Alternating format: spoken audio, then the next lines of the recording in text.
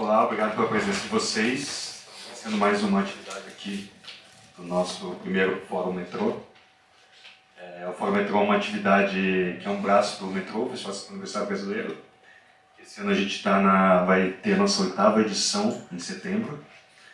E ao longo desses anos, pensando no cinema brasileiro, pensando no cinema universitário, a gente viu a necessidade de pensar o cinema também de outras formas. Então, ter outros tipos de discussões. Então a gente criou aqui o Fórum Metrô, essa atividade que esse ano a gente está pensando as funções do cinema e como as diversas áreas do fazer cinematográfico podem influenciar um filme. Então uma forma de valorizar essas outras funções, tanto quanto são valorizadas as funções de direção e roteiro, por exemplo. E agora a gente vai ter uma das nossas mesas de conversa focada na direção de arte. Antes eu vou falar que o Fórum Metrô é uma produção da produtora O Quadro, com apoio da Beck Bros, do Cine Passeio e do ICAC. É um projeto realizado com apoio de incentivo à cultura da Fundação Cultural de Curitiba e da Prefeitura Municipal de Curitiba via mecenato. E tem o incentivo do Instituto de Oncologia do Paraná e Instituto Joanias Onta.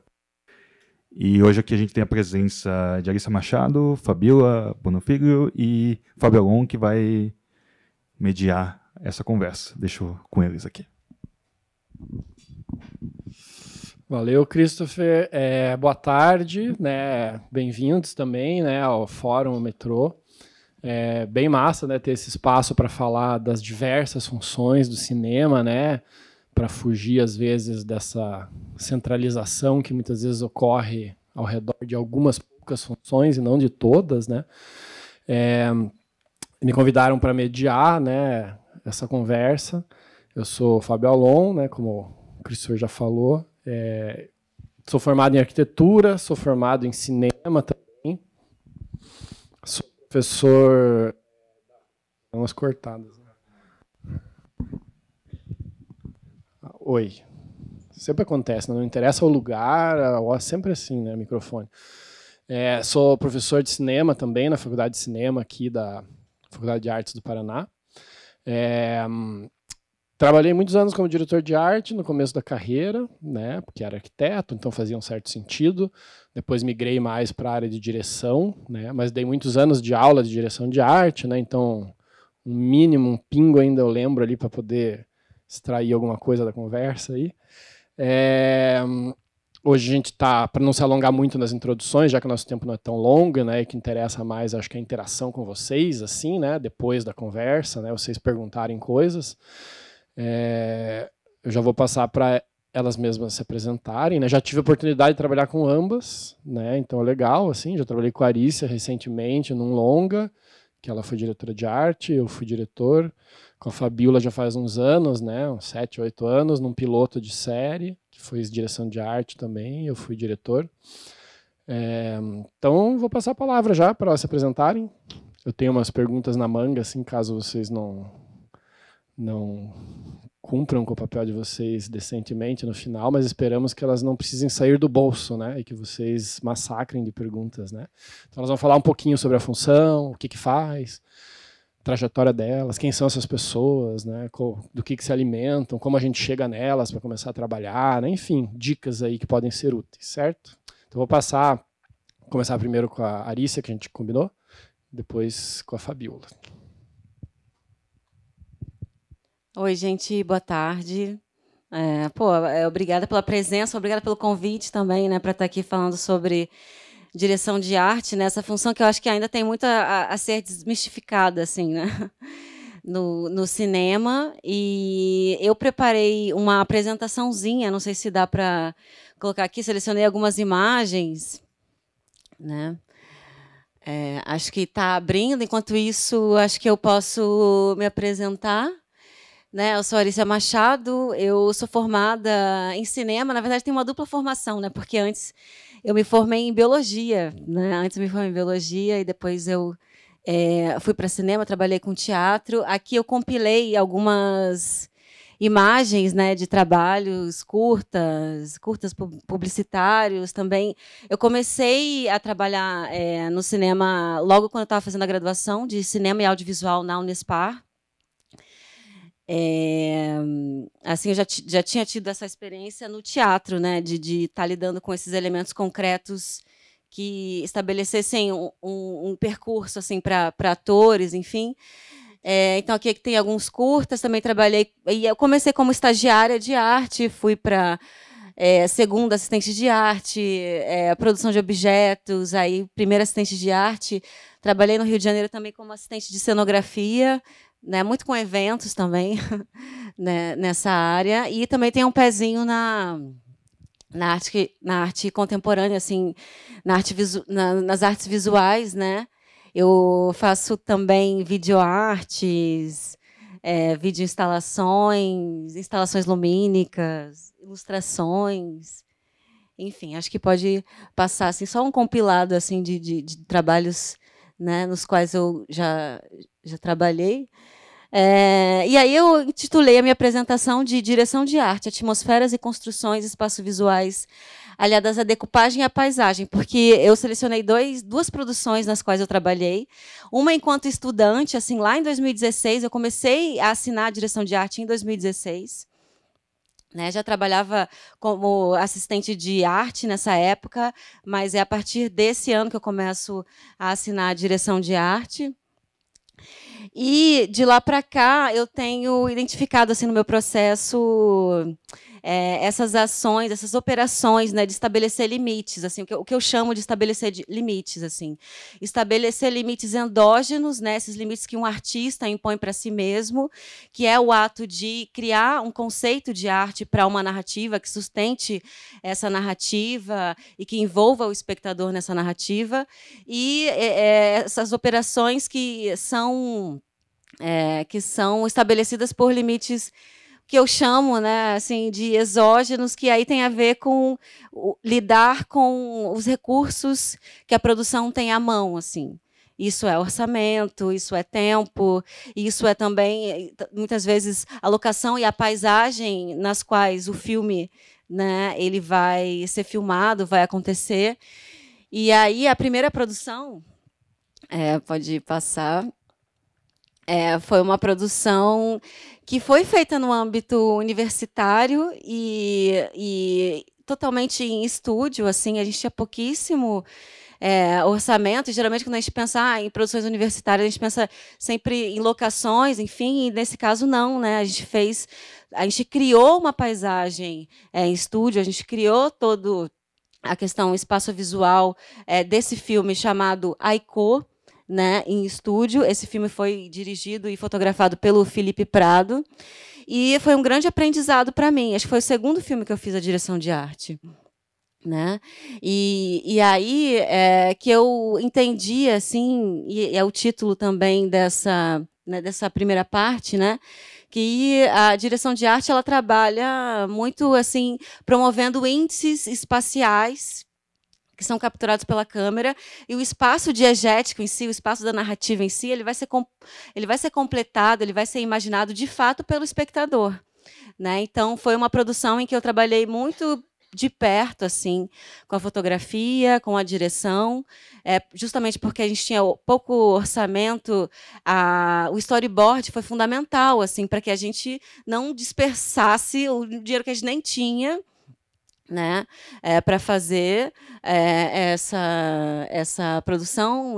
Aqui tem, eu sempre coloco a minha equipe, né, de arte aqui no canto para vocês entenderem também essa distribuição de trabalho, né, que foi feita. E enquanto diretora de arte é isso, né, a gente direciona para a visualidade que a gente está pensando, mas a gente nunca trabalha sozinho, e isso é muito enriquecedor, assim. Pode passar. Tá, então, esse filme ele conta a história de uma relação estremecida entre mãe e filha, né? Uma filha muito amargurada, uma mãe muito impositiva, rígida, e lendo o roteiro, conversando com o diretor, eu percebi que era um filme que isso, você tinha poucas características para os personagens, era um filme muito simbólico, assim. Então eu pensei, puxa, aqui a direção de arte ela pode ser mais alegórica, até assim, isso juntando, né, sustentando a narrativa, né, que tinha essa coisa de ser mais icônica, mais simbólica, e também juntando também os recursos que a gente tinha. Pode passar. Tá, então aqui a gente tem um mood board, assim, que é isso, eu sempre faço, que é essa operação de estabelecer os limites endógenos, né? Isso, eu vou limitar aqui a minha paleta de cor, né? Vou trabalhar mais. Aqui a gente tem uma paleta bem fechada, né? Porque a gente tinha um controle maior de tudo, né, com esse vermelho pontuando todos os planos, às vezes preenchendo todo o plano, esse azul cobalto preenchendo todo o plano também. Era um filme que é isso, a ideia era que se passasse num período remoto, assim, né, no Japão. Pode passar. E aqui, né, eu coloquei umas imagens, tanto do cenário que a gente montou. Esse foi o cenário mais complexo, assim. O cenário, de fato, que a gente montou, né, no estúdio. E aqui tem os desenhos que eu fiz na época, assim, né? Porque, para mim, desde essa época, assim, já é muito importante, assim, a gente ter um esboção, assim, do desenho. Quanto mais detalhes, para mim, né, eu acho melhor, porque a gente consegue prever melhor a quantidade de elementos, materiais que vão dar a atmosfera pretendida. Tá? E aqui a gente tem o cenário mais complexo montado, pode passar. Aí eu tenho esse trecho do filme que eu gostaria de passar. Não sei se está na pasta ali. Anderson? Sim. Perfeito, Amanda. Obrigada. Porque está em PDF, né? Eu tinha feito... Isso. Obrigada.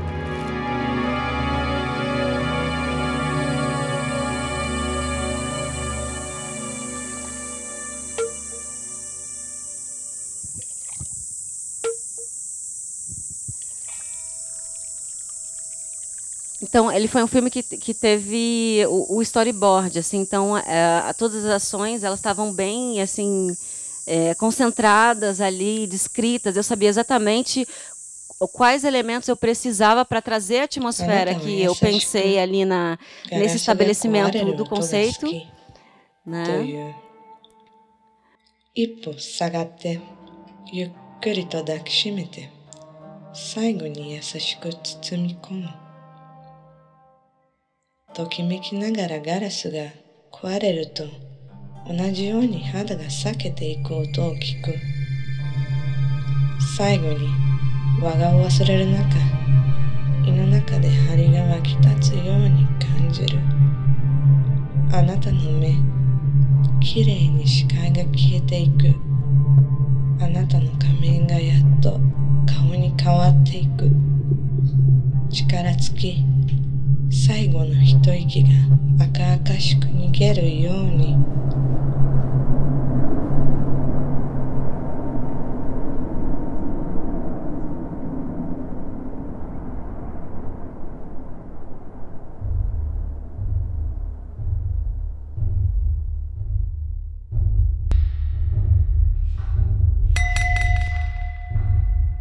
お母さん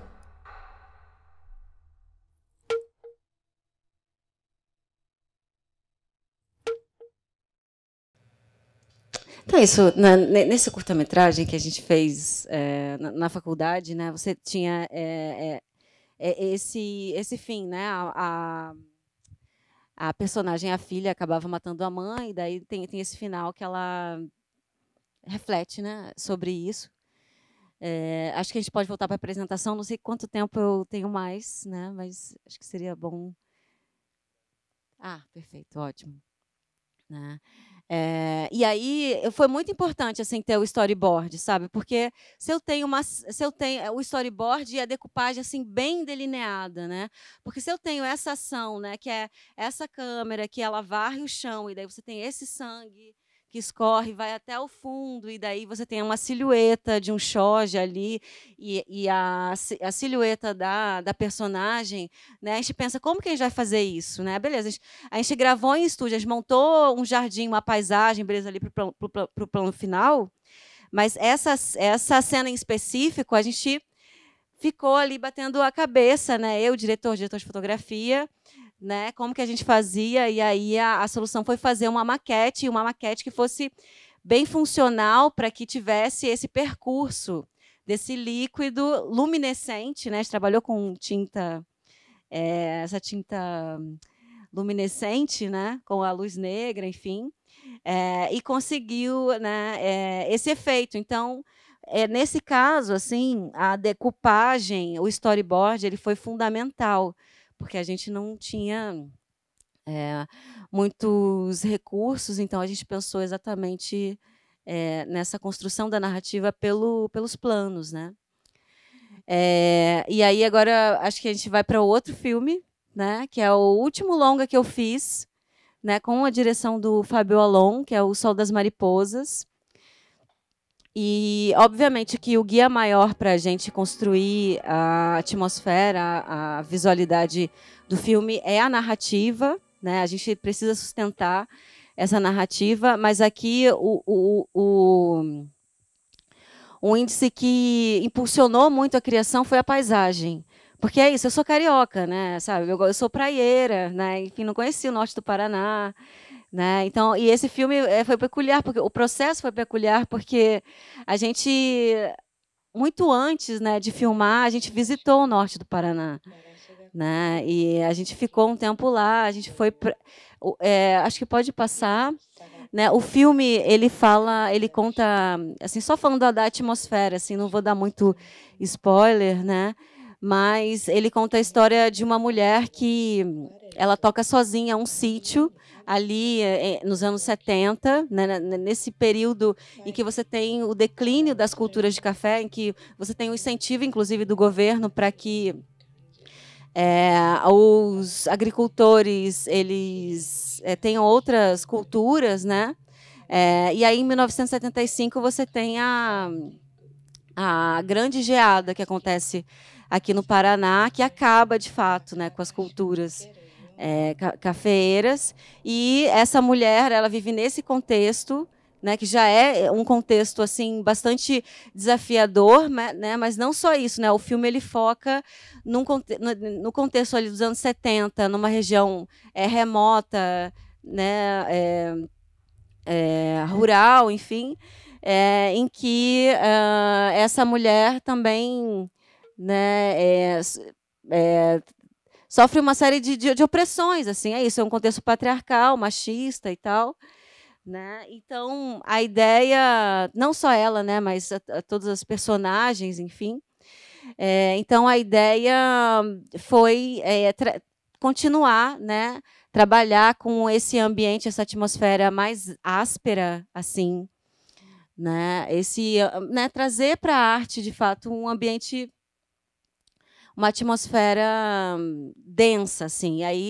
E a paisagem já trazia uma série de texturas, as construções que a gente encontrou, onde a gente gravou, já trazia uma série de texturas, vivências, tudo tinha uma série de texturas. Você já tinha essa paleta de cor que a paisagem do norte do Paraná, né, traz, né, essa terra vermelha, enfim, esse verde, mas assim, é muito frequente assim, esse verde mais pálido. Isso foi uma coisa que eu percebi, assim, um verde mais pálido presente, e eu achei que isso tudo tinha muito a ver com esse âmbito da personagem, né? Pode passar. Aqui a gente tem alguns frames do filme. A arte, ela é a paisagem. Então, aqui a arte, ela é uma curadoria ali, né? de lugares nessa região. E eu achei muito interessante nesse processo, porque essa curadoria de locações, né, eu participei bastante. Né? Participou, né, o Alon, a direção de fotografia, enfim, então a gente pôde se contaminar bastante no processo de pesquisa e estabelecer assim os planos e os personagens que viviam, que fazem parte dessa narrativa, né, que são personagens que estão contaminados com essa paisagem. Então eu não queria um contraste. Né? Não queria um contraste entre a caracterização e a paisagem. Então, essa paisagem, as cores, as texturas também contaminavam toda a caracterização figurino, né, desses personagens. Pode passar. Tá? Aí, falando rapidamente, assim, teve as fotografias do Armínio Kaiser também funcionaram como uma referência. Foi algo que a gente descobriu nas visitas de locação, nessas visitas que a gente fez, acho que foram 2 meses antes, né, da filmagem, não lembro se até mais, né? Funcionou muito assim para a gente ter referências de caracterização de personagem, né, de figurino, né? Aí só uma observação, né? A questão da faixa, né? Do tecido na cabeça das mulheres era algo que a gente via muito nas fotografias e a gente, quando foi colocar na personagem, beleza, a gente colocou, a gente foi gravar o plano e aí, vendo pelo monitor, já ficava muito over, sabe? Assim, isso para falar que tem coisas que, beleza, tão contextualizadas historicamente ali, mas que no cinema, né, que às vezes no audiovisual não funcionam, que ficam muito over, né? Então foi algo que a gente declinou quando a gente viu no monitor. Pode passar. Tá? Aqui alguns objetos, né, são imagens de referências assim, que a gente viu nessa pesquisa. Eu destaco esse mostruário do Museu de Londrina, né, porque a gente gravou em regiões próximas ali de Londrina, porque ele me serviu como anti-inspiração, assim, né? Depois que eu montei a cozinha, essa primeira montagem ali da casa da personagem principal, eu olhei e falei, caramba, isso aqui está muito parecido com esses mostruários de museu, né? Então a gente precisa colocar mais vivência nesse cenário aqui, né? Então pode passar. Aí aqui alguns filmes que a direção passou e no roteiro você tinha várias ações dessa personagem principal. Ela guardava alguns pregos, né, nessa jornada dela no roteiro. Assim, isso me fez pensar que era uma personagem que ela assim tinha um quê meio masoquista, enfim.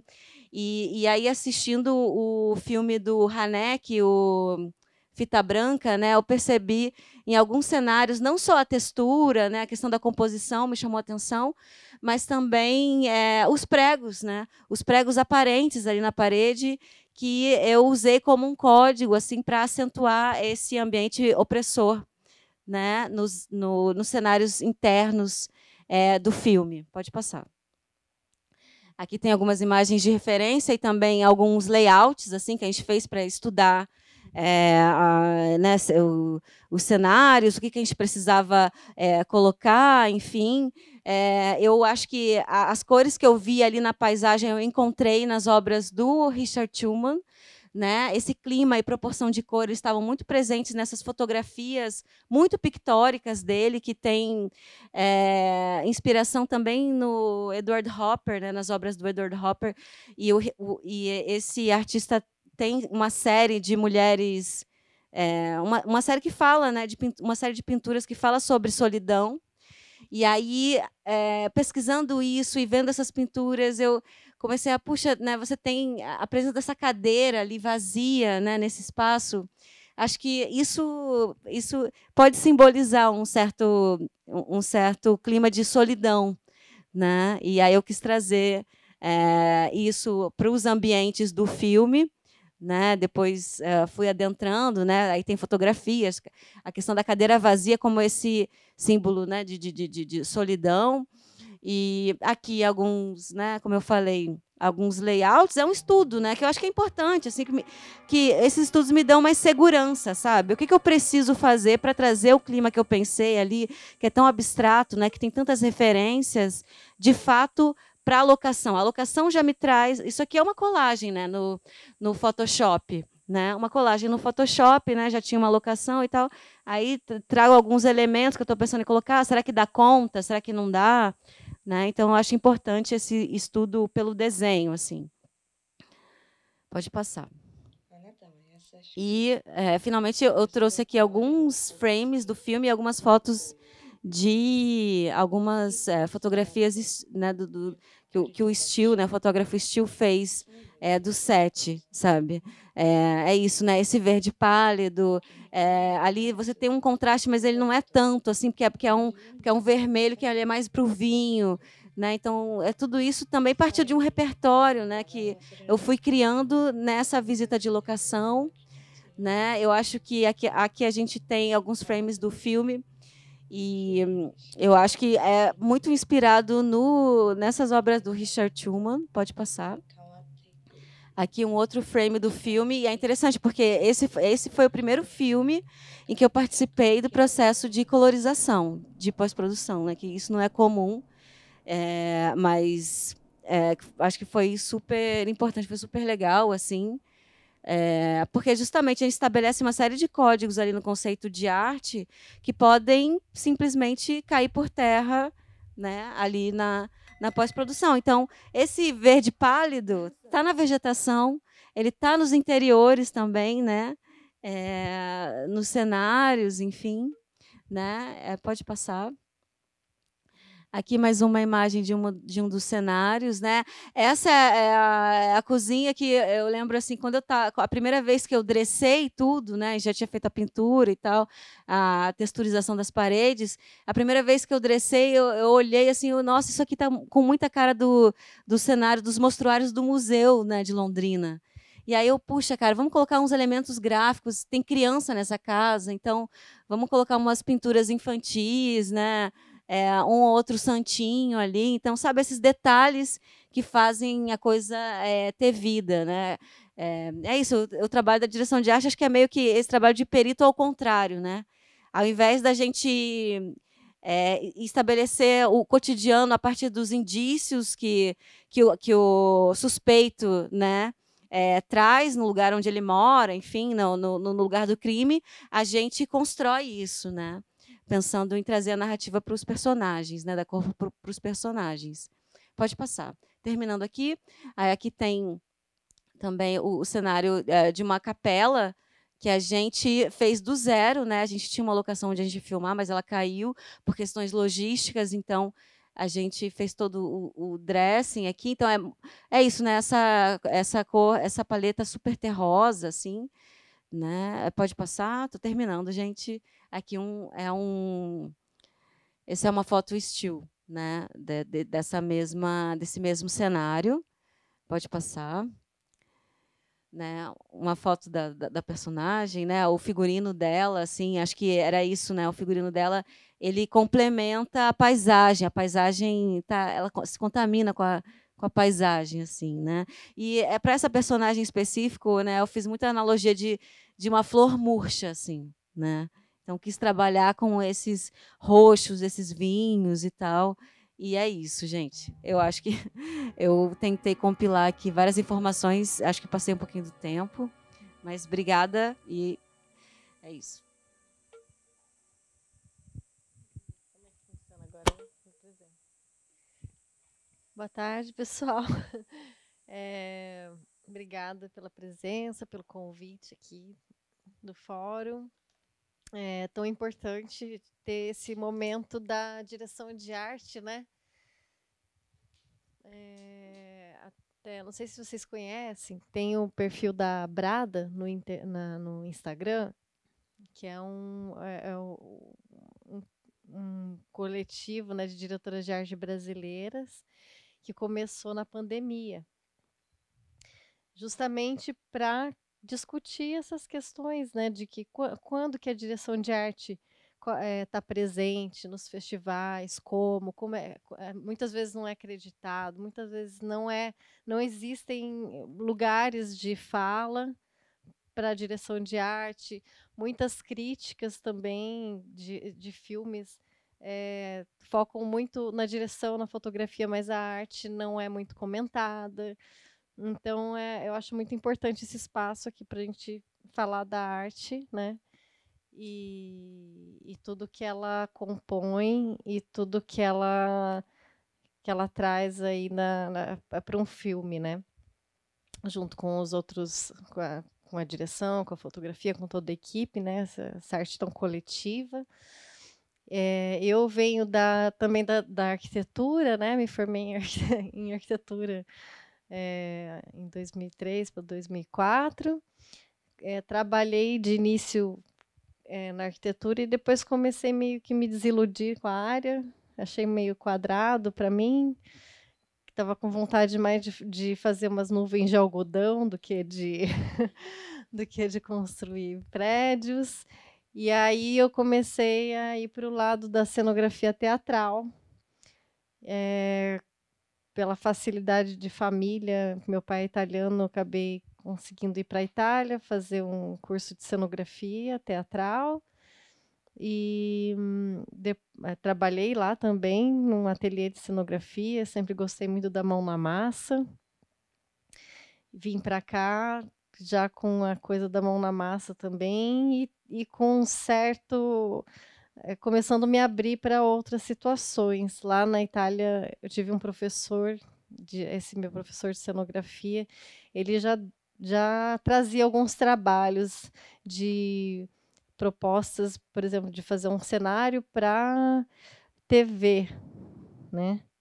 Então, Macbeth para TV. Então, aí já comecei a pensar, nossa, mas, pois é, tem essa possibilidade também, né, de além de um público do teatro estar assistindo, né, essa relação de palco com o público, também existe essa câmera, que pode estar passeando ali pela cena, e aí os enquadramentos. E aí, voltando então para Curitiba, trabalhei na Mini Arte também, na mão na massa. Gostava muito de fazer tubarão de espuma, dessas coisas assim. E aí apareceu a oportunidade do projeto Olho Vivo, que é quando eu comecei, então, a formação em cinema. Ali que foi minha formação em cinema, né? Não foi numa escola de uma faculdade, né? Mas era um projeto que tinha um patrocínio da Petrobras e eu acabei entrando ali como uma bolsista, né? Eu ganhava para estudar e foi um grupo de estudos de construção de projetos, como numa escola de cinema mesmo, né? Construção em equipe. E que dali saímos cada um com um sonho na cabeça e um mandando projeto para cá, para lá, e um foi chamando o outro, e essa rede foi se formando. E em cada trabalho a gente faz uma nova equipe e essa rede vai se alimentando, né? E então é isso para quem está estudando, está nessa fase. Esse é o movimento, né? De estar na prática ali, botando a mão na massa, experimentando. Muitas pessoas às vezes começam numa área e vão para outra. Eu tenho colegas, amigos que às vezes começaram no som, foram para a direção, roteiro, e depois se encontraram às vezes mais no roteiro e na direção do que no som de início, né? Eu fui, então, meu caminho foi esse desdobramento. Eu gosto sempre de contar um pouquinho dessa minha trajetória, porque acho que a gente, quando está buscando alguma coisa, fica meio que, às vezes, procurando uma fórmula, um jeito, mas a verdade é que cada um vai fazer seu caminho, né? Eu com a base que eu tinha da arquitetura, de projeto, eu fui indo atrás e complementando o que precisava, então, para realizar esse meu sonho. E então, na minha trajetória e no meu querer assim profissional, né, eu sempre gostei desse lugar dinâmico mesmo, né? Acabei não ficando só no cinema. Comecei então no teatro, fui para o cinema, mas ainda faço trabalhos que se relacionam com teatro, às vezes é um cenário para show.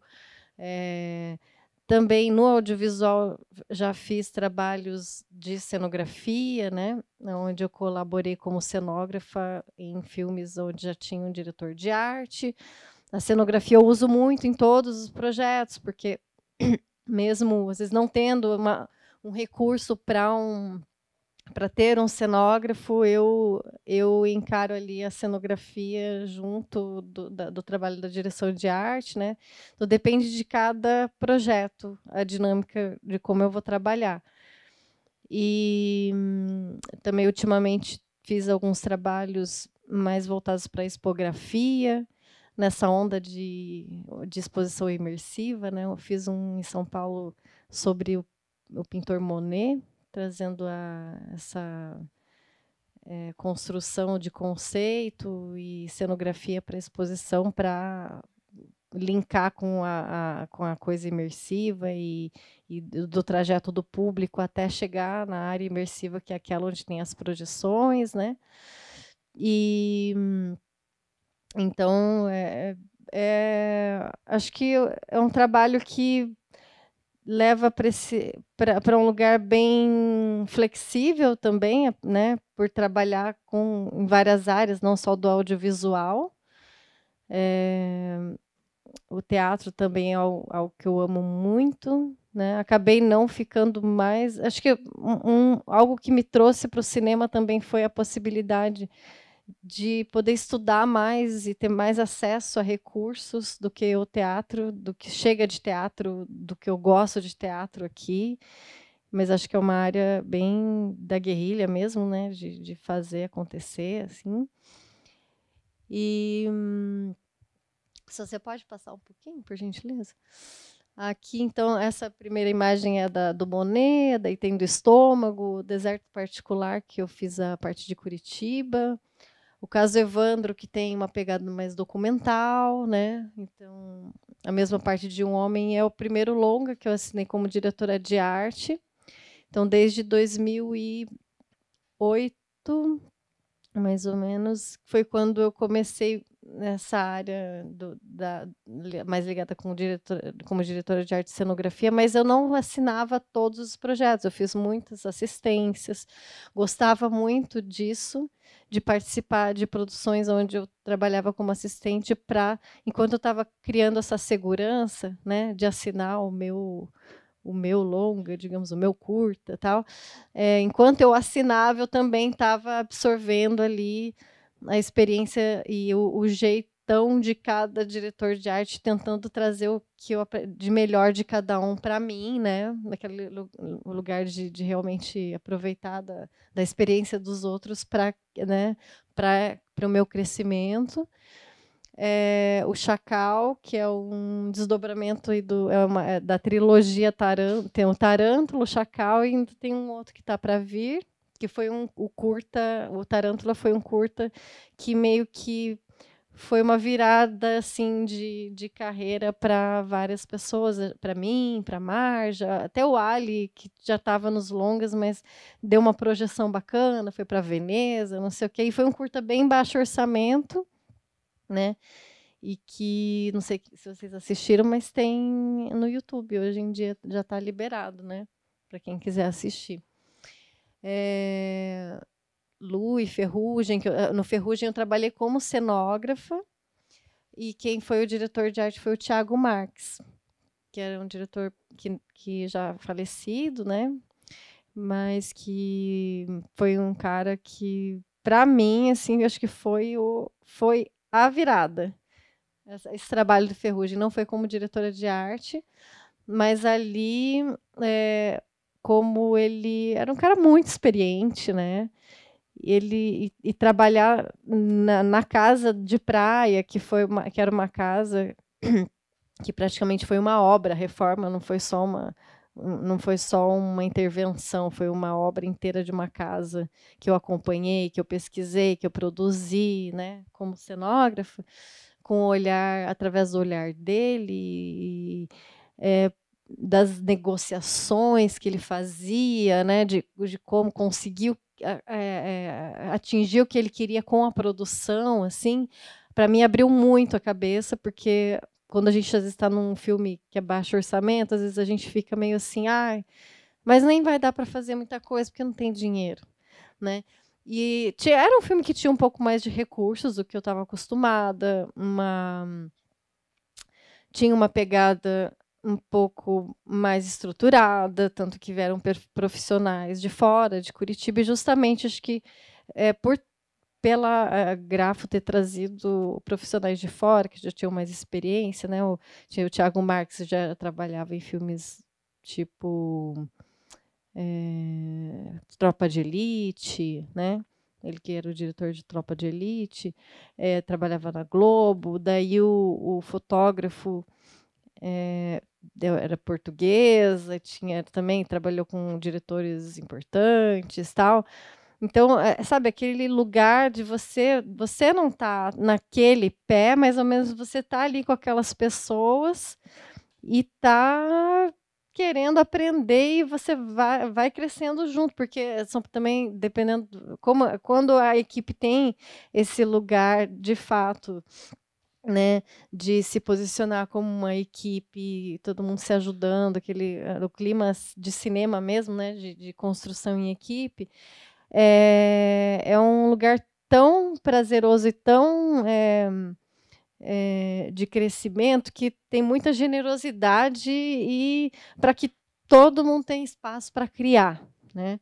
Então, por mais que sejam, né, isso é bacana de pensar assim também. E aí no Ferrugem aconteceu isso, né? O Thiago deu muito espaço para criação para mim, me incentivava muito a que eu até ficava, puxa, mas tinha até vergonha de falar que eu ia assinar o projeto de cenografia, porque eu falei, não, é você que é o diretor de arte, porque para mim ele era um deus, assim, né? E aí ele, não, você está assinando, assina, você está assinando, né? E hoje em dia eu sou muito grata por isso. E nesse projeto, então, aconteceu essa virada também, observando como ele negociava, como, né, eu não tenho tanto orçamento assim, mas tá, vocês não têm uma alocação que vocês vão gastar menos, então vamos trazer esse valor da alocação que vocês vão gastar menos para a arte conseguir fazer um pouquinho mais, e aí puxa daqui, puxa dali, nessa negociação, a gente foi conseguindo construir um lugar bacana para o nosso filme ficar bacana, né? Pode ir passando também, um pouquinho mais. Aí, o chinês é tudo igual, é a DOC, que tem pontualmente umas construções. Um clipe, que a gente me chame para fazer clipe, que eu adoro. Esse Quick White Fox é um clipe. Correios é uma assistência de arte que eu fiz, olha só, curiosamente, nem tinha pensado em falar isso, mas o Correios foi a primeira vez que eu tive contato com o Marco Jorge. E aí eu era assistente da Jussara Perussolo, que fez a direção de arte do primeiro Estômago. E anos depois eu estaria nesse lugar de fazer a direção de arte do Estômago também. Uma pessoa que eu admiro muito, a Jussara. O projeto Dedo de Prosa, que é um pessoal que também veio do Olho Vivo, ali, o Vini, que sempre traz projetos que vão para esse lugar mais teatral, da contação de história. Ali o Sempre Toshiba, na época que eu trabalhava na Mini Arte, aí a gente construiu um bolo com cereja. Medo de Sangue, na época ainda do projeto Olho Vivo. O Dom Ricardo Terço é uma produção de teatro, que foi bem no comecinho também que eu fiz, e que eu tenho muito carinho. Eu fiz o figurino, eu que construí, costurei tudo. Fim do Recreio também, esse pessoal que trabalha com a área educacional, né? Amor Fati, um filme do Marcelo Munhoz, que é coordenador da PUC, né? Também bem comecinho. Aqui o Chucrobilho, outro clipe do Chucrobilho, também bem guerrilha, assim, faça com que tiver, não tem verba, Fabiola, vamos levar uns objetos lá e a gente vê o que faz. Aí eu fui lá, eu me empolgo, não adianta, né? Amor, aí ia ser uma floresta, assim, né? E aí, só que não ia ter como ir antes até ali para ver o cenário. E aí, a locação. Aí, chegando lá, eu falei, bom, se é floresta, já sei. Já fiz uma pesquisa. Não sei se vocês conhecem, mas pesquisem sobre o Chucrobilho. Ele é um homem-banda daqui de Curitiba. E ele dá muitos gritos, grunhidos e não sei o quê.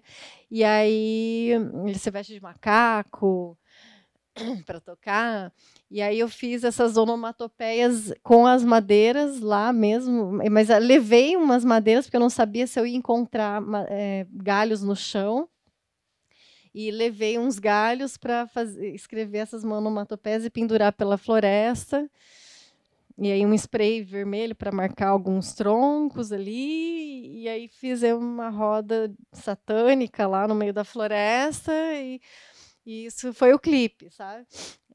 Grupo Fato, que aí eu usei muito a coisa dos espelhos, apesar de ser um cenário que é para palco e tal, eu acabei fazendo relação com cinema, e aí instalei uns espelhos inquebráveis, assim, né, de acrílico, que refletissem partes dos instrumentos musicais como se fossem telas, filmando ali os instrumentos ao vivo ali enquanto os músicos tocavam, né?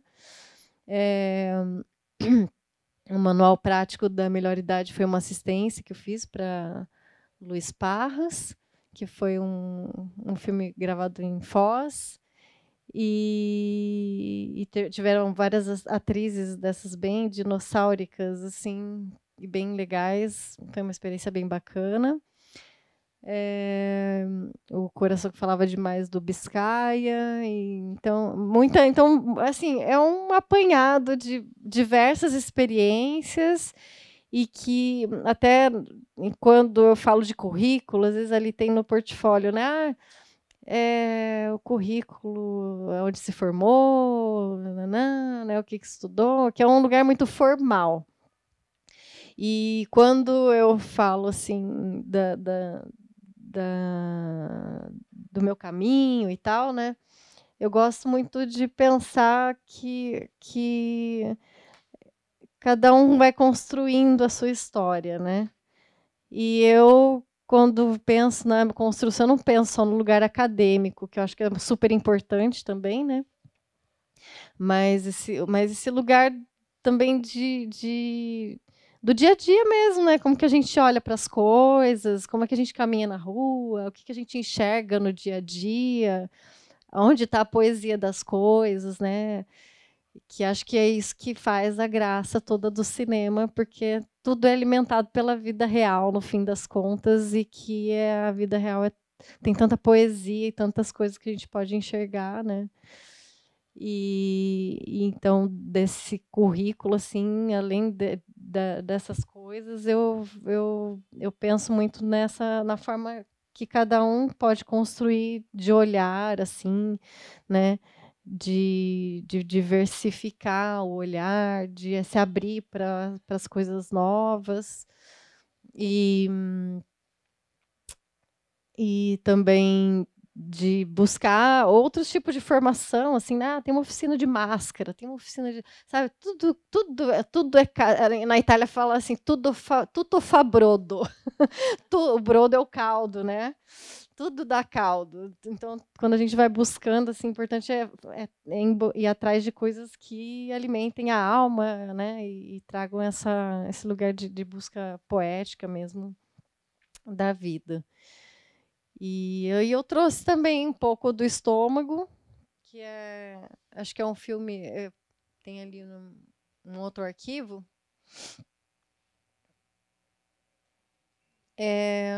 Esse daí.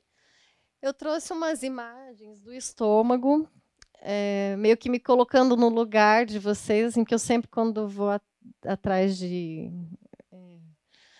aprender mais com outros profissionais, gosto muito de ver um pouquinho do processo e tal, né? E aqui o Estômago, para mim, é o ambiente que acho que um dos que eu mais gostei na vida, assim, foi essa cozinha, a cozinha do Estômago. Essas primeiras referências, né? A gente vai começando do começo, que é, tá bom, então a referência do Estômago 2 é o Estômago 1, né? E aí, então, eu busquei essas referências para entender como que foi trabalhado a cozinha nesse primeiro filme. Então, existem duas situações, né? Não sei se todo mundo assistiu o Estômago aqui. Acho que é um filme que é bacana de falar, que todo mundo viu, né? A maioria, pelo menos. Que tinha, então, essa situação da cozinha onde ele trabalhou e a cozinha do presídio, né? Na cozinha do presídio, então, tinha essa situação muito degradante, né? Onde você vê relações da cadeia, existe uma grade ali atrás. Como que essa mesa foi posta. Que eu não vou falar aqui do banquete do Estômago 2, né? Apesar de aqui ser a cena do banquete, mas mais focando na cozinha em si, né? Mas como que essas pessoas estão vestidas, qual que é esse lugar hierárquico ali da cozinha, né? Se você tem azulejo branco, que por um lado é aquele lugar de higiene, asepsia, ao mesmo tempo isso faz um contraste com o ambiente de cadeia que é degradante, sujo, então tem azulejo faltando, né?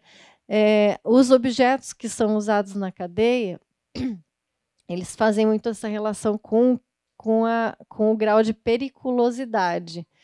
Então, não se usa copo de vidro, né? Os copos são de plásticos, mas ali, nessa situação, não sei, até eu não consigo enxergar bem se todas as garrafas são de vidro ou plástico ali, pode até ser um plástico um pouco mais reluzente, mas, de qualquer forma, em algumas situações de cenas, mesmo num que eu não sei em detalhes, né? Foram abertas algumas exceções, né, para que fosse, então... Será que é meu? Deixa eu... deve ser meus despertadores. Obrigada. Nossa, peguei outra água aqui. Obrigada.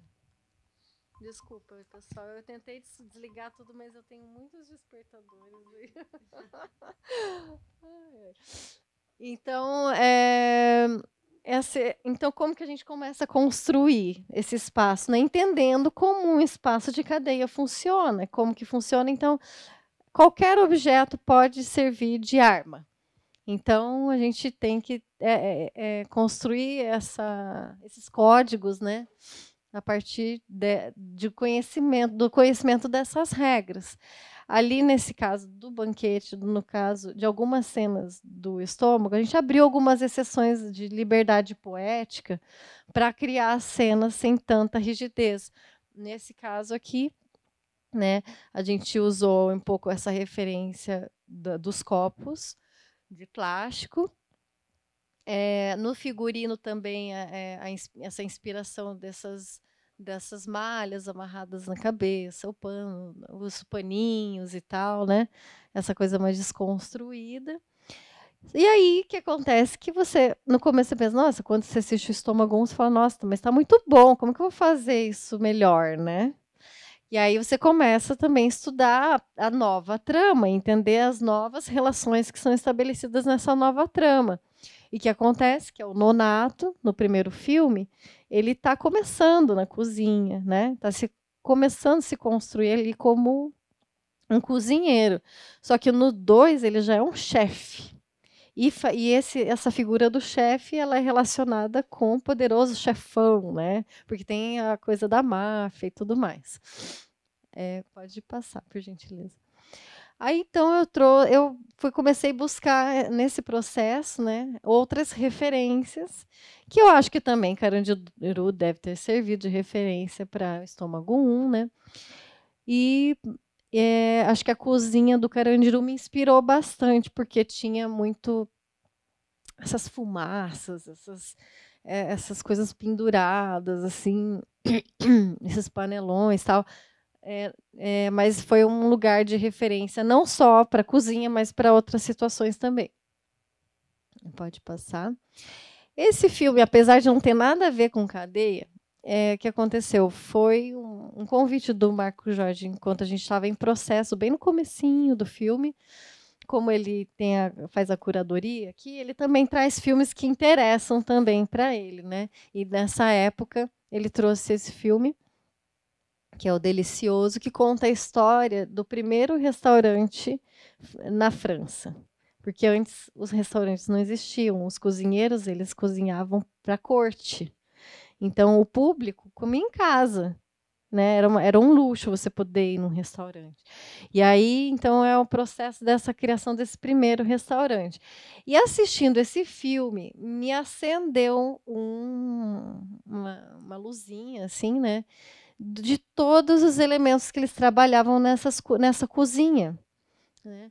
Que não era só a questão da comida em si, de como era preparada a comida, tal, e do tema comida, mas dos elementos, dos elementos, 4 elementos que estão sempre ali, né? Quando você trabalha com cozinha, né? E também quando eu também entro nesse lugar de pesquisa, eu tento me aproximar de situações reais, não só de pesquisar referências, que eu acho importante ter o lugar da imagem, da construção da imagem, mas eu me nutro muito de leituras, né? Eu li muito sobre cárcere, sobre essa construção social do cárcere. No caso da cozinha, eu fui atrás de pessoas que eu conheci. Eu tenho uma grande amiga, assim, que é da arquitetura e que migrou para a cozinha, e que eu adorava as histórias que ela contava de cozinha, assim, e eu achava tudo muito bacana, porque ela trazia esse lugar bem apaixonado, sensorial, né? E aí eu comecei a perceber o quanto de relação que tem da cozinha com com essas sensorialidades, né? Que tem o paladar, tem os aromas e o fogo, a água. E o lugar alquímico, porque eu acho que quando a gente pensa ainda mais no lugar do chefe, né, acho que tem uma elevação do padrão da culinária que transcende assim o comum, né? É algo que você não consegue explicar, tanto que no estômago, quando alguém come alguma coisa, toca uma musiquinha de fundo, é uma viagem, né? É uma é um lugar inebriante, né? De magia, e esse lugar de magia também é um lugar de conquista que o Nonato acaba trabalhando ali para conseguir persuadir quem ele precisa. Ele usa aquilo como uma ferramenta, é uma arte que ele usa como ferramenta para conquistar, né, o que ele precisa.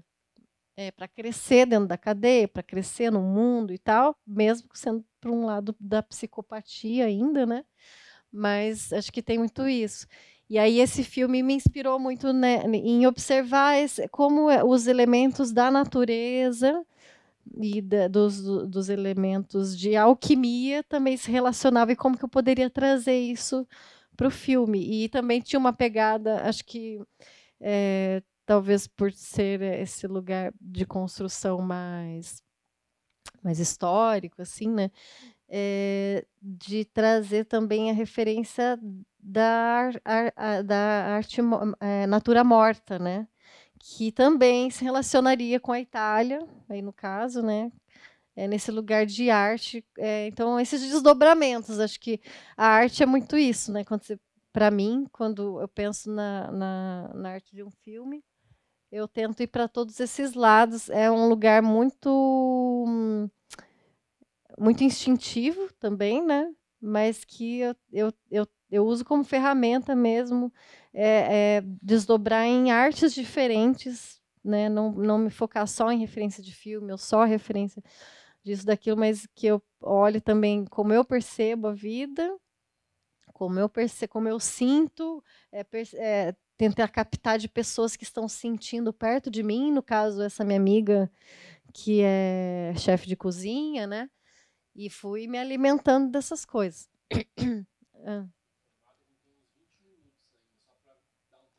Tá. Vocês podem. A gente pode até parar por aqui. E daí eles perguntam qualquer coisa, eu vou mostrando outras imagens, né? Pode ser. Não, que eu fui informado aí do tempo e a gente quer servi-los, né? Para isso que estamos aqui, né? Então, quem tem perguntas? Opa, Lucas lá. Vocês querem microfone lá para gravar?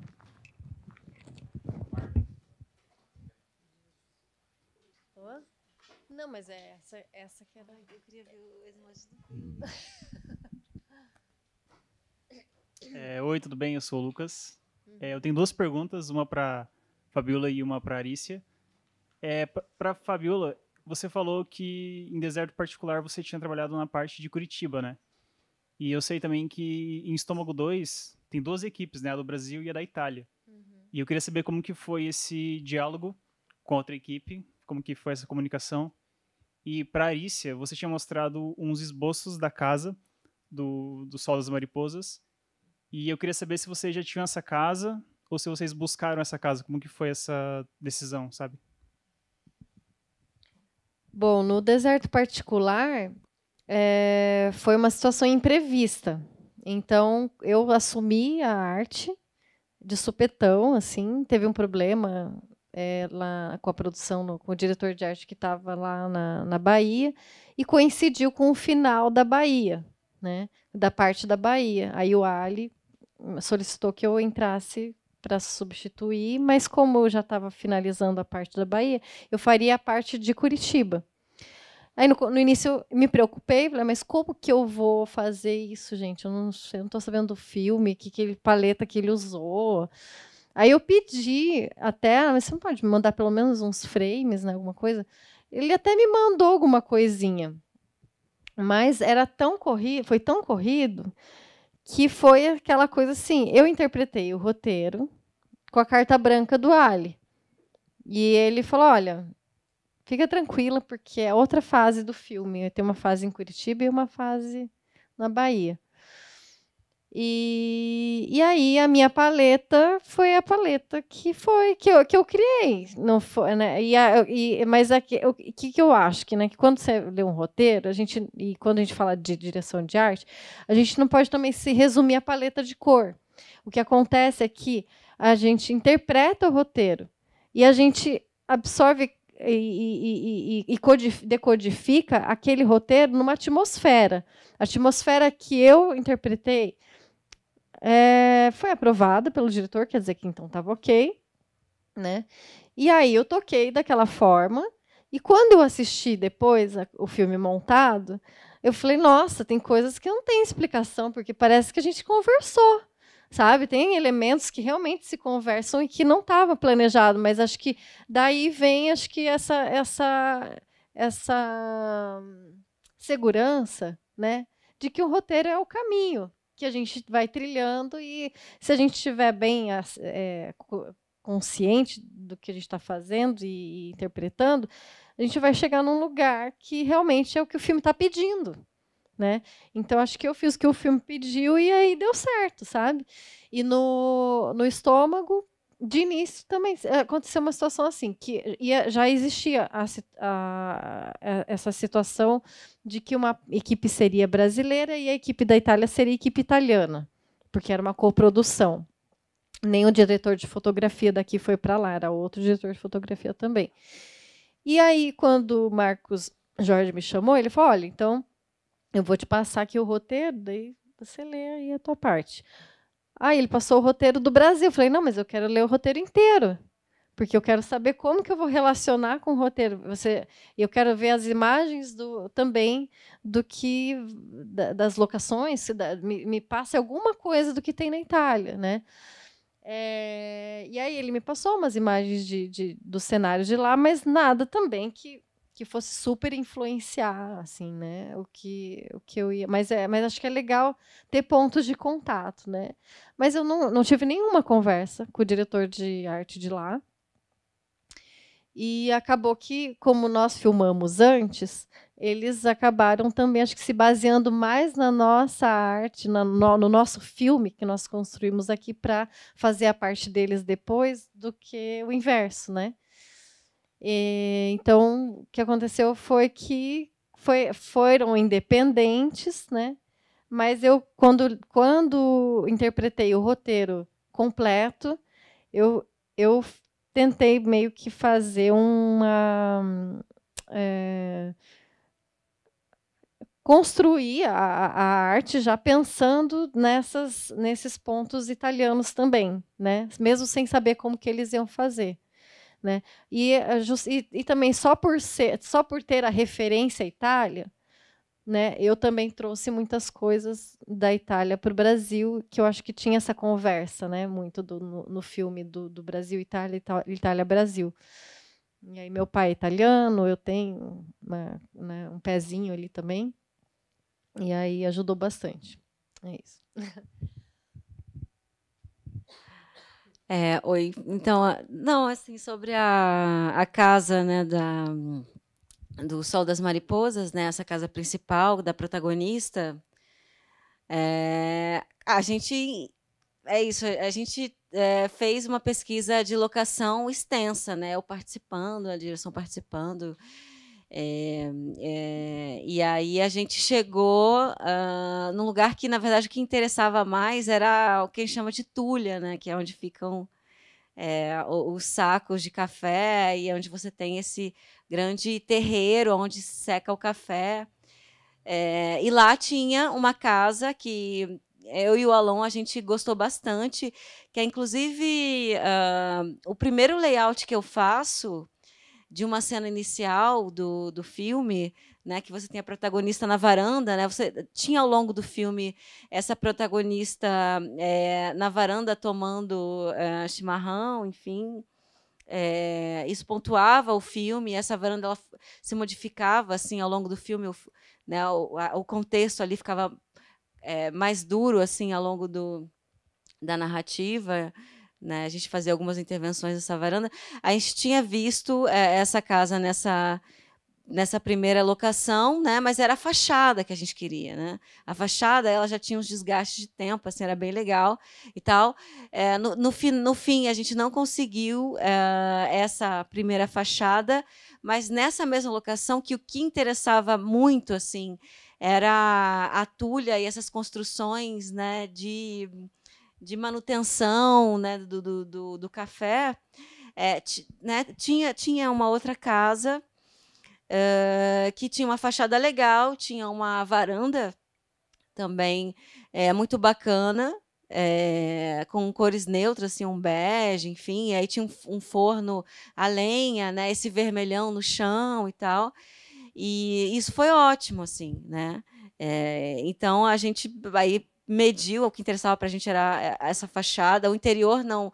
O interior até era interessante, mas a gente não conseguiu filmar lá dentro e era muito pequeno também. Então, a casa que a gente vê no filme, na verdade, ela é a fachada dessa fazenda, né, que é a fazenda do Alvimar, em que o principal ali era as construções de trabalho com café, mas que você tinha uma casa com uma fachada interessante, com vermelhão, com a madeira, enfim, e um outro espaço que ficava no centro de Londrina, em que o interior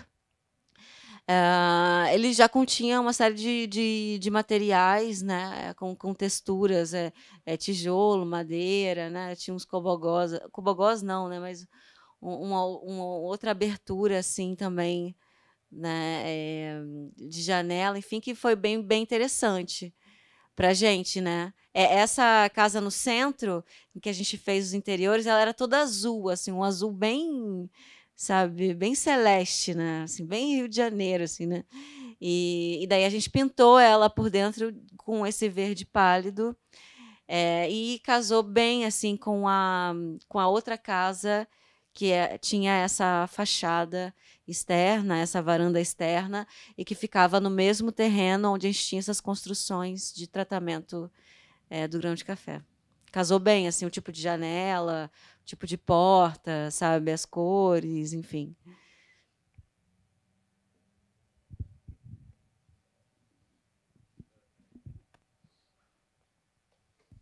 Oi, meninas, tudo bem?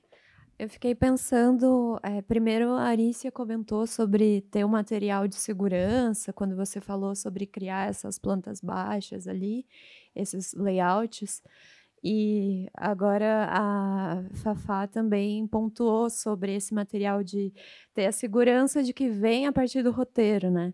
Aí eu fiquei pensando, quais seriam, pensando no contexto universitário, assim, quais seriam as indicações de vocês de materiais que seria interessante a gente, se num contexto de um projeto universitário, etc., ou vai pegar uma primeira assistência ou direção, usar para se respaldar durante o processo.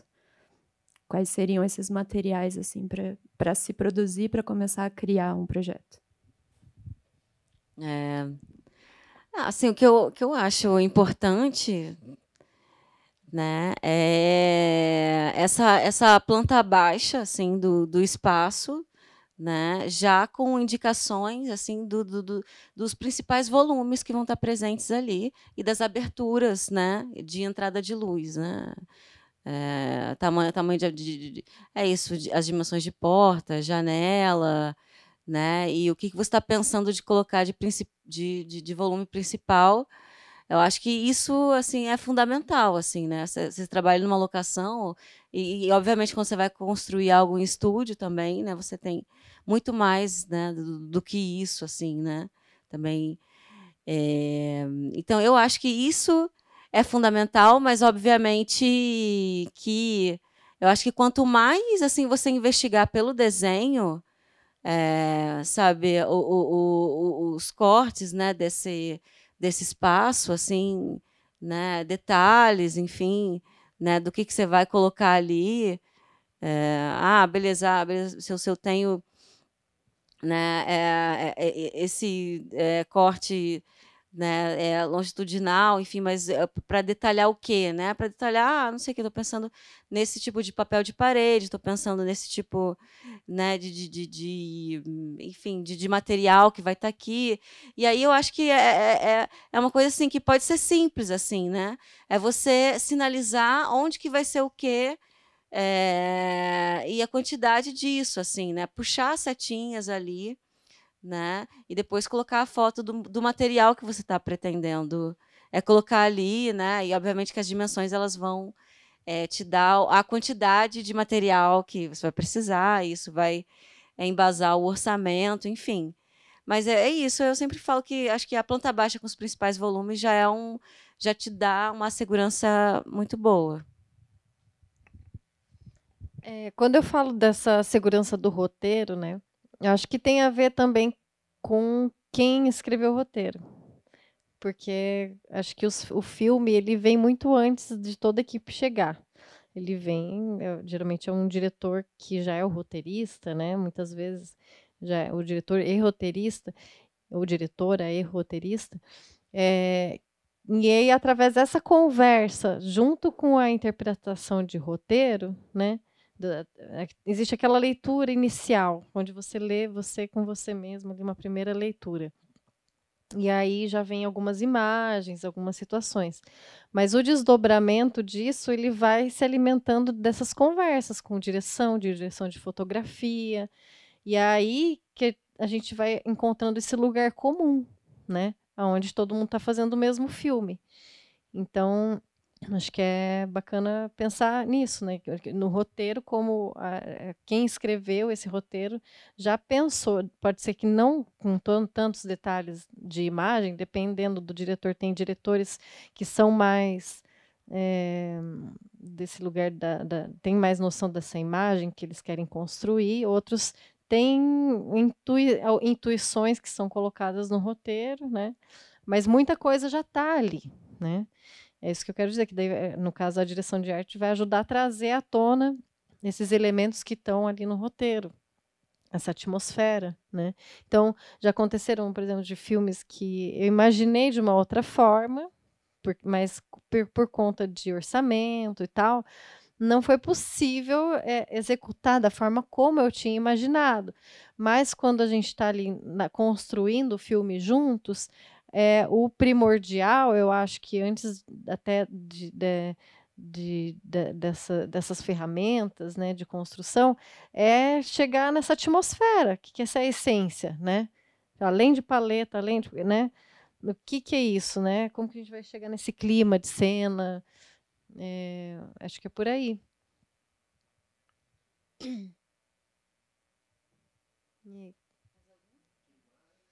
Uhum.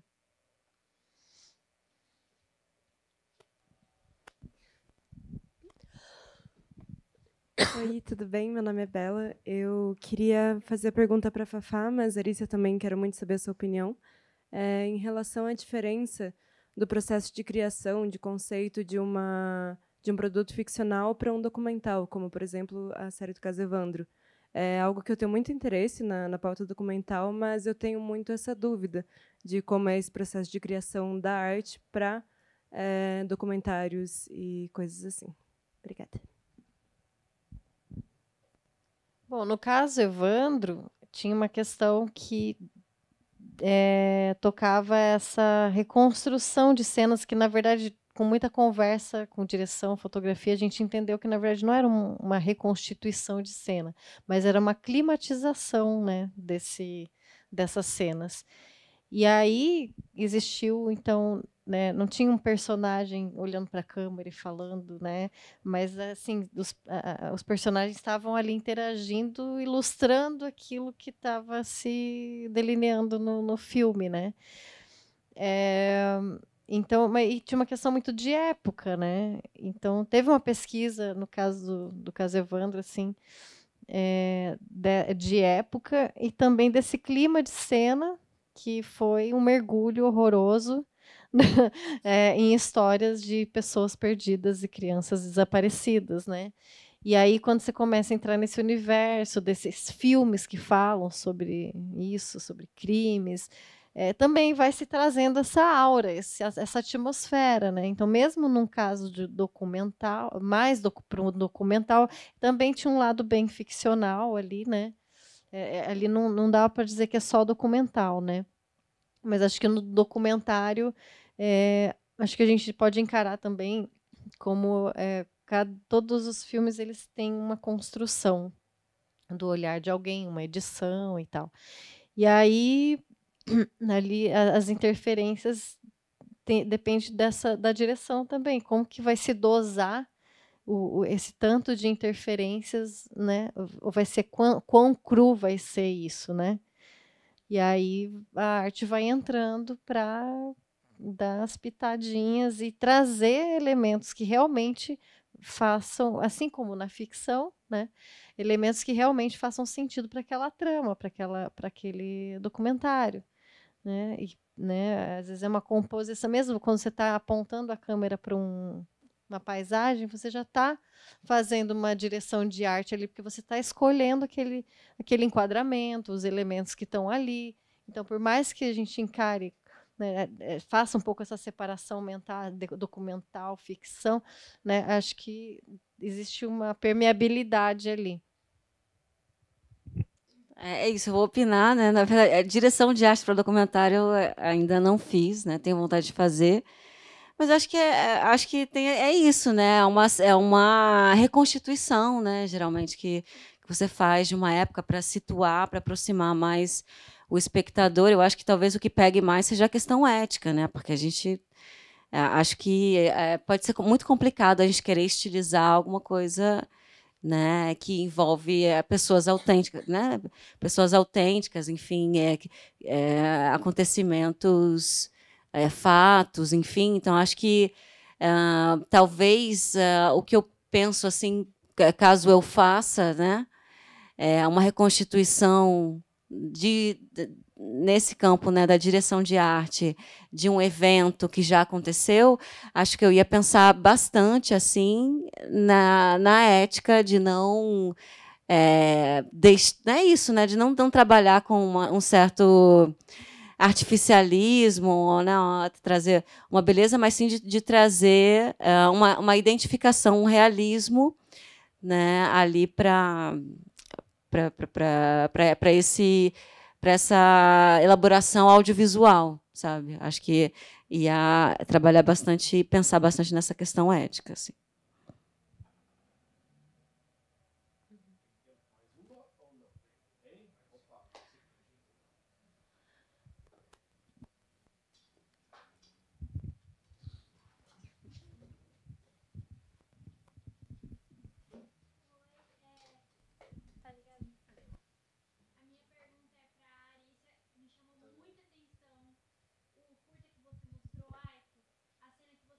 Queria saber como é que você fez a cena preta e vermelha, sabe? Como foi a pesquisa pro curta, porque você falou que se passou no Japão, né? Foi isso, Valeu pela pergunta. Eu assim, o Aiko faz bastante tempo, né? Faz um tempo assim que eu fiz ele. Essa cena, eu não sei, você está falando daquele sangue que escorre até o fim ali. Então, a gente construiu uma maquete, né? Uma maquete super funcional, assim, que você tinha, era uma maquete em forma de rampa, e a gente tinha 2 canaletas, né, nessa superfície, né, 2 canaletas, e a gente colocou nas laterais dessas canaletas 2 tubos, assim, e nesses tubos, né, isso, né, fazendo os tubos aqui, nesses tubos laterais a gente aplicava com uma seringa essa tinta neon, né? Todo esse plano da maquete ele foi iluminado com uma luz negra, né? E essa tinta neon ela brilha, né, na luz negra. Então ela foi uma maquete que a gente inclusive fez todo o corte dela a laser, né? Que é justamente o desenho dessas canaletas e tudo, das canaletas, das aberturas laterais. E aí, quando a gente aplicava a seringa, né, o líquido, ele naturalmente ele escorria até o fundo, e lá no fundo eu tinha uma construçãozinha em miniatura desse shoji, e era só a construção mesmo, assim, só as hastezinhas, sabe? Né? Só as hastezinhas, e aí eu coloquei uma silhueta, né, com o formato da personagem, né, recortada, acho que era num papel um pouco mais grosso, assim, ao fundo, e um galhozinho atrás. Então, eram várias camadas, né? A câmera está aqui, a gente tem essa superfície que desce as 2 canaletas que chegam, e quando a gente aplicava o líquido, a gente ia, e era muito um trabalho de câmera também, né? Da câmera acompanhar esse fluxo e, aos poucos, né, fazer um tilt-up para pegar essa grande silhueta que estava ao fundo. Eu lembro que, nesse processo, assim, eu não pesquisei tanto sobre o período Heian, assim. Eu fui mais... tive referências assim de filmes, porque eu queria muito algo mais icônico, sabe? Tem um filme chamado, acho que é Hell Gates, que é um filme japonês, não sei se alguém conhece o diretor, né? Agora eu não lembro o diretor, assim, mas é um filme bem icônico, assim, japonês. Eu peguei muitas coisas desse filme, né? Assim, coisas possíveis, né, da gente fazer ali no set, e investiguei muito animes que se passavam nessa época, porque a coisa era para ficar mais simbólica, mais, sabe, mais assim, alegórica mesmo.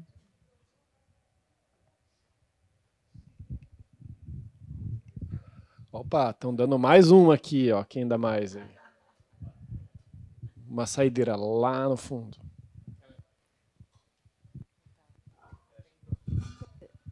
Eu vou levar esse aqui.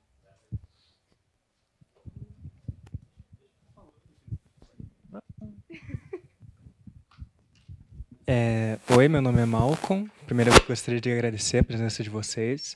Acho que foi uma conversa muito esclarecedora também sobre a função. Para terminar, eu queria saber, tipo, se vocês têm algum ensinamento que vocês conseguiram na trajetória de vocês, que vocês mesmos gostariam de ter tido quando vocês começaram, né? Então, alguma dica, algum ensinamento que vocês queriam ter tido quando vocês começaram, para alguém que está começando na área ou quer migrar para a área, né? Então, acho que é isso.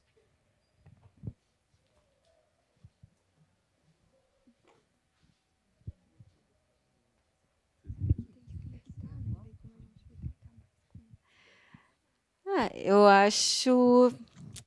porque, assim, eu vim do audiovisual, então eu tive que correr muito atrás da parte de cenografia, né? Então, eu fiz cursos externos, né? Na universidade, na época, eu tinha uma disciplina de direção de arte só, então eu assim, aprendi muito na prática mesmo, né? Fazendo ali como estagiária, como assistente de arte, como produtora de objetos, enfim. Aprendi muito nisso. E fazendo cursos externos, assim, mais nessa área da cenografia, figurino e tal. Eu acho assim, um conselho que eu gostaria de ter tido, mas que eu acho que eu meio que segui, assim, né, desde o começo da graduação, é porque eu acho que a gente tem que ter a cara de pau, tem que se colocar mesmo, assim, sabe, para fazer as produções. A gente tem que se meter em roubada mesmo, sabe? Ah, tá precisando de direção de arte? Pô, eu tô querendo fazer, sabe? Eu tô querendo fazer, então, sabe, como que a gente pode fazer uma troca, assim? Eu trabalho para você, né? Eu tô querendo experimentar, aprender, enfim, fazer o meu portfólio. Então, eu acho que eu meio que fiz isso, né? Na graduação, assim, comecei já no primeiro ano, né? Entrei num grupo de cinema independente, né? Que era o CLEA. E ali a gente fazia uma série de filmes, buscava apoio. E é isso, eu comecei a fazer direção de arte, comecei a aprender um monte de coisa fazendo isso. Então, eu acho que é isso, buscar as experiências nesse início, assim, e buscar oportunidades também com diretores de arte, óbvio, mas obviamente que é melhor, né, que você tenha experiências nesse cinema assim, de raça mesmo, né? Eu acho que meter a cara é um bom caminho, assim, é arriscado e tal, mas também é divertido. A gente conhece um monte de gente, a gente começa, né, a fazer um network fazendo isso. Então, acho que um conselho seria esse, meu conselho seria esse. A gente pensa parecido. Mas eu acho que uma coisa legal de pensar é de ter os olhos abertos e a consciência atenta, assim, para o que é realmente guerrilha e o que não é. Porque uma coisa, vamos lá, se joga, vamos fazer junto. Então, vamos fazer junto, né? Vamos dar as mãos, dar os braços e vamos fazer junto. Agora, tem algumas produções têm uma proposta de guerrilha e te deixa um pouco sozinho, assim, sabe? Então, acho que tem que saber olhar para as produções com essa clareza também, para você também saber se posicionar nos trabalhos, né? E pedir sempre a parceria juntos. Então, vamos na guerrilha, então vamos junto até o fim, né? Assim como eu estou te ajudando, você me ajuda, né? Tipo, o Tarântula foi um filme guerrilha, né? A Marja e o Ali, eles estavam fazendo a direção. A Marja me chamou para fazer a direção de arte e ela também é diretora de arte, né? Fazia direção de arte na época, mas ela não atuou como diretora de arte e, sabendo que não tinha verba, ela me falou, eu posso ser tua assistente. Ela, como diretora, também foi minha assistente.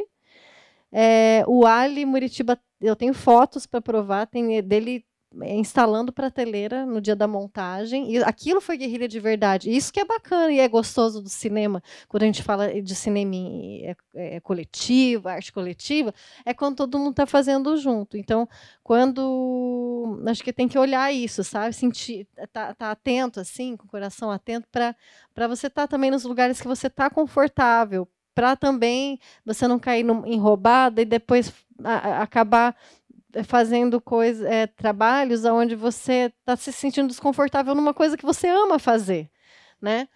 Então é isso. Acho que é um pouco que eu não recebi esse conselho, eu fui aprendendo meio que na lida, assim. Mas aí eu percebi que existiam essas diferenças, né? Então, por mais que tudo seja filme baixo orçamento, como que são essas relações que são respeitosas, são, né? São construtivas, está todo mundo fazendo do cinema por amor e trabalhando junto mesmo, né? Acho que é bacana de colocar isso, assim, para que a gente construa um campo de trabalho bacana em toda a cidade, no Brasil, no mundo, né? Se a gente tivesse esse pensamento elevado, assim, de autorrespeito e de respeitar os outros.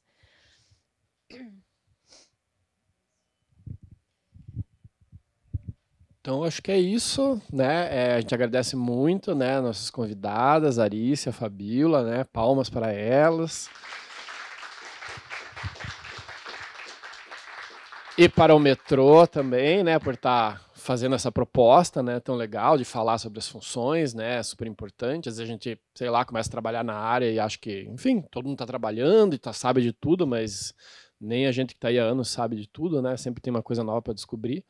Então aproveitem, né? Tem mais programação, outros dias aí falando, já começou, vai ter som, produção, como fazer uma produtora, enfim, vai ter um monte de coisas que podem interessar aí nos outros dias, né? Então fica o convite para continuarem aí participando.